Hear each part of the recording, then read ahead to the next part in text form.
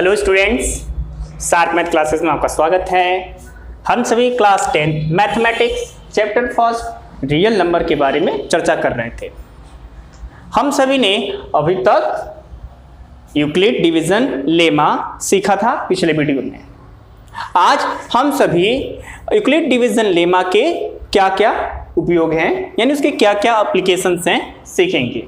जैसा कि आपको पहले वीडियो में ही बताया जा चुका है कि यूक्लिड डिवीजन लेमा के क्या क्या एप्लीकेशंस हैं, जिसमें आप सभी ने पढ़ा था पहला application divisibility properties of integers.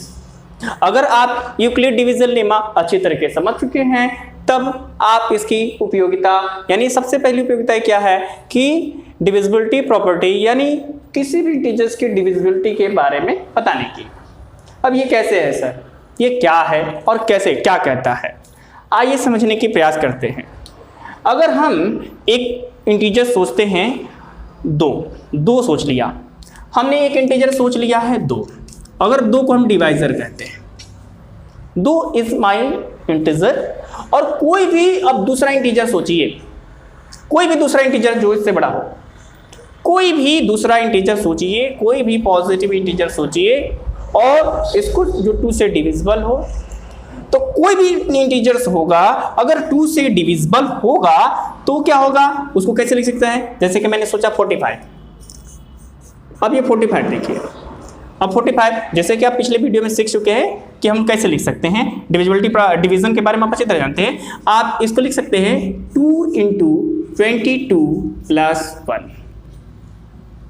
आप किसी तरह 96 सोचिए, 96 अगर 2 डिवाइजर है, तो 96 कैन बी रिटन एज 2 × 48 + 0। तो कोई भी तो पॉजिटिव इंटीजर से, सो कोई भी पॉजिटिव है तो ये क्या है, इवन इंटीजर है जिसे हम 2 × सम इंटीजर्स लिखते हैं, ठीक है। और अगर हम एक कोई पॉजिटिव इंटीजर्स है, ठीक है, एवरी पॉजिटिव इंटीजर्स, ठीक है, तो उसको हम कैसे लिख सकते हैं, 2 × q + 1 लिख दे रहे हैं। तो कोई भी पॉजिटिव इंटीजर हो, अगर 2 डिवाइजर हो, तो अगर 2 डिवाइजर हो या तो उसे 2q के फॉर्म में लिखा जा सकता है या तो 2q + 1 के फॉर्म में लिखा जा सकता है, और कोई संभव केस नहीं है। तो अगर कोई भी हम पॉजिटिव इंटीजर्स ले ले तो या जब 2 उसका डिवाइजर होगा, तो जब 2 डिवाइजर होगा तो या तो 2q फॉर्म का रहेगा या तो 2q + 1 के फॉर्म का रहेगा। तो ये किसी भी पॉजिटिव इंटीजर्स के बारे में, यानी 2 डिवाइजर हो तो किस फॉर्म का होगा वो बताता है। तो ये this is the divisibility properties of integer. आपके इस प्रश्न में दिया गया है कि so that every positive integer, कोई भी पॉजिटिव इंटीजर है अगर इवन है तो किस फॉर्म का होगा, 2q फॉर्म का होगा। कोई भी पॉजिटिव इंटीजर है अगर इवन होगा तो 2q फॉर्म का होगा, ठीक है। और कोई भी पॉजिटिव इंटीजर अगर आड है तो किस फॉर्म का होगा, 2q + 1 फॉर्म का होगा, जहां q is the any integer. जैसे कि आपने कोई 2 इंटीजर्स लेकर के देखा, अगर इवन नॉट चेक करना है तो हमारा डिवाइजर 2 है।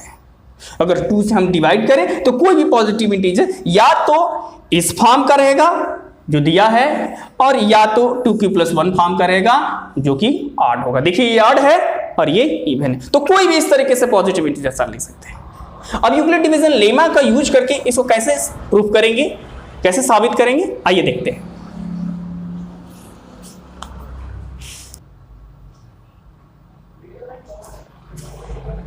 ओके, देखिए हमने अब सवाल को समझ चुका है, सॉल्यूशन कैसे है इसको देखते हैं। यानी यूक्लिड डिवीजन लेमा का उपयोग करते हुए हम कैसे इसको साबित करेंगे। तो हम मान लेते हैं कि हमारा कोई पॉजिटिव इंटीजर a है, let a be an positive integer. कोई भी इंटीजर आप ले सकते हैं और उस इंटीजर को मैंने a मान रखा है, तो a be an positive integer कोई भी हो सकता है। और यहां हमको इवन नॉट चेक करना है तो हमारे डिवाइजर ले लिया है 3 इज द सॉरी 2, हमने डिवाइजर यहां ले रखा है इवन नॉट के लिए, डिवाइजर यानी b is the divisor which is equal to the 2। तो डिवाइजर हमने 2 रखा है, और कोई भी पॉजिटिव इंटीजर, कोई भी any the positive integers, okay. तब by applying the Euclid division lemma, आप लोग को यूक्लिड डिवीजन लेमा हमेशा याद है, क्या कहता है, Euclid division lemma says a is equal to bq plus r, where r is the less than the b, greater than or equal to the 0। यहाँ हमारा डिवाइजर कितना है, हमने डिवाइजर इवन ऑड के लिए लिया है 2। तो डिवाइजर हमारा जो है यहाँ जो डिवाइजर कहलाता है, ये कोसेंट है आपका, रिमाइंडर है, ये है आपका डिविडेंड। तो हमारा डिवाइजर मैंने ले लिया है 2 0 डिवाइजर। Put this values. तो a is the any positive integer, divisor is 2, q is the any positive integer and r is the remainder. Here b, if you put the value of b here, अगर यहाँ b का मान भर दे तो आप देखते हैं कि हमारा जो r कैसे हो जाता है, less than the 2, greater than और equal to the r, greater than और equal to the 0। This is my r। अब r के कितने पॉसिबल वैल्यू हो सकते हैं, सोचते हैं। 2 से छोटा और 0 या 0 से बड़ा या 0 के बराबर।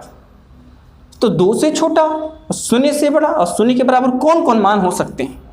2 से छोटा एक हो सकता है और 0 से बड़ा एक हो सकता है, 0 के बराबर खुद ही 0 है। तो इसके संभव मान कितने हो सकते हैं? इसके पॉसिबल वैल्यू 0 और 1 ही है। ठीक है, तो r के जो पॉसिबल वैल्यू है, अगर 2 से छोटा हमारा r है, 2 से छोटा r है, तो इसके 2 पॉसिबल वैल्यूज 0 और 1 ही होंगे और कोई नहीं हो सकते। तो हमारे पास 2 r की वैल्यू मिल रही हैं। अब हम इन दोनों r की वैल्यू के लिए केस देखते हैं। पहले केस में देखते हैं कि जब हमारा r 0 है, ठीक है, तब हम इक्वेशन 1 को देखते हैं क्या बन जाता है। अगर हमारा r 0 है और इक्वेशन में मान भरे तो हमको मिलता है a = 2q + 0।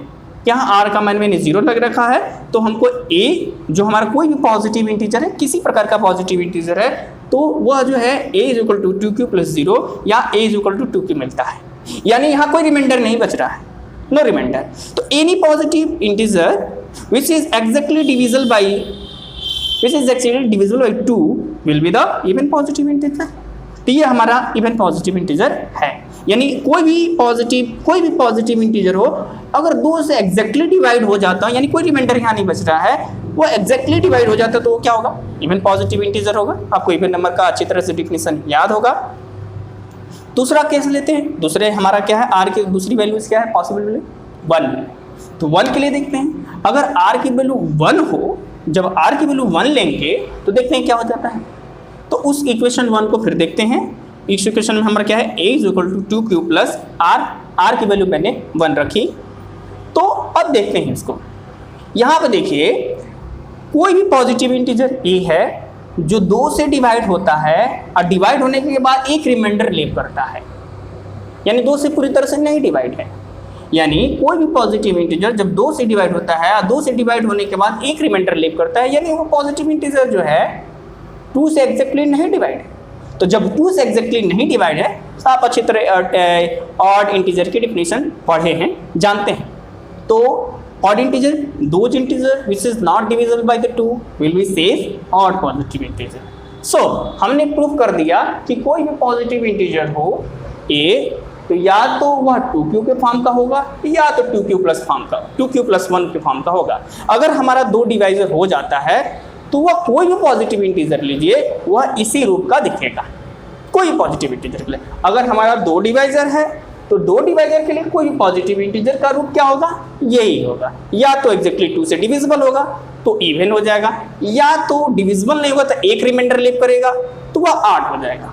आपको एक एग्जाम्पल देके देख सकते हैं। आइए अगला प्रॉब्लम देखते हैं। अगला प्रॉब्लम क्या कह रहा है, so that every positive odd integer is of the form 6q + 1, 6q + 3, 6q + 5 where q is the any integer। यहाँ पर देखें कि अगर हमारा डिवाइजर 6 ले ले तो कोई भी पॉजिटिव इंटीजर लेते हैं, किसी भी तरह का पॉजिटिव इंटीजर लेते हैं, तो वो हमारा हमेशा किस फॉर्म का होगा, 6q + 1, 6q + 3, 6q + 5। कोई भी पॉजिटिव इंटीजर ले लीजिए, कोई भी पॉजिटिव इंटीजर के बारे में सोचिए। अगर 6 डिवाइजर लेते हैं तो सब जब 6 डिवाइजर होगा उस दशा में हमारा ऑड इंटीजर किस रूप का हो सकता है, या तो इस रूप का हो सकता है, या तो इस रूप का हो सकता है, या तो इस रूप का हो सकता है। सोचते हैं। आइए देखें, अगर हम 27 सोचें तो 27 को किस फॉर्म में लिखा जा सकता है, ये देखिए 6 × 4 + 3 it is odd positive integer. आप इसी तरह 53 सोचे,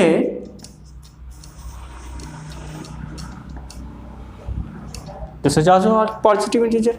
आप इसी तरह 25 क्यों नहीं सोचते? तो ये सारे के सारे positive integers, odd positive integers हैं। जो अगर 6 डिवाइजर है, where q is the any integer, this is any integer, कोई भी है, जितना होगा उस तरह से होगा, तो उसके इस फॉर्म में ही देखेंगे। कोई भी पॉजिटिव इंटीजर सब लेकर देखिए, 6 डिवाइजर हो इसी फॉर्म का होगा। आइए इसको प्रूव करते हैं। हम मान लेते हैं कि कोई भी a पॉजिटिव इंटीजर है, कोई भी पॉजिटिव इंटीजर है, ठीक है, और डिवाइजर हमारा 6 है। डिवाइजर मैंने क्या ले लिया है? 6, b = 6। तब यूक्लिड डिवीजन लेमा आप लोग को याद है, by the Euclid division lemma a = bq + r, where r is less than the b, greater than or equal to the 0। Okay, अब यहाँ हमारा क्या है? डिवाइजर 6 है, तो हम डिवाइजर की जगह 6 रख देते हैं। जैसे डिवाइजर की जगह 6 रखते हैं तो इस कंडीशन से हमारे r की इतने पॉसिबल वैल्यू हो सकते हैं। यानी अगर r की वैल्यू 0 से बड़ी या 0 के बराबर हो और 6 से छोटी हो, तो इसके कितने पॉसिबल वैल्यू हो सकते हैं? इतने ही हो सकते हैं, और अधिक नहीं हो सकते। तो r के हमारे कुल 6 वैल्यू मिल रहे हैं, तो इसलिए हम लोग अलग अलग करके देखते हैं, केस बना लेते हैं।